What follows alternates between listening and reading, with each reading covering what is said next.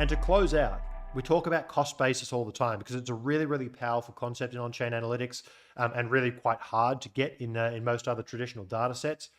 You can see that this is a what we call the URPD. So every coin in the supply that is unspent, what is the price that it was acquired at?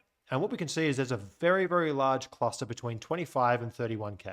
This is our previous trading range. Lots of the supply was accumulated in this zone. And there's that 30,000 level again. Really, it should be acting as support. It's the top end of where lots of demand crept into the market. There's a lot of coins that were still held down there in the FTX lows between 25 and 16,000. This is still a very, very significant cluster, but this is clearly the largest one. Now there's a bit of an air pocket where not many coins transacted on the way between 31 all the way up to 33. So in theory, if we just think about this from a support and resistance level that traditional technical analysis would look at, like a volume profile, it suggests that there may not be that much support should we lose that 33,000 level. And in theory, the 30,000 level would really then have to come in as that support zone. So again, just trying to frame up how we can consider on-chain data within a trading environment.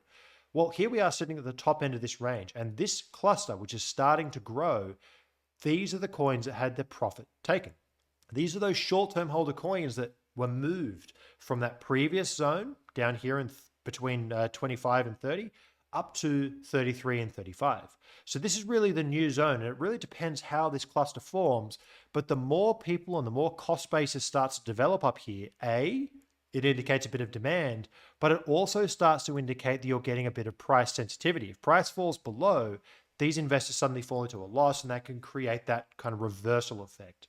So again, it's just a couple of ways to slice and dice the supply, how we can think about coins moving through the system, and use that to really establish a bit of a framework on what's going on in the spot market.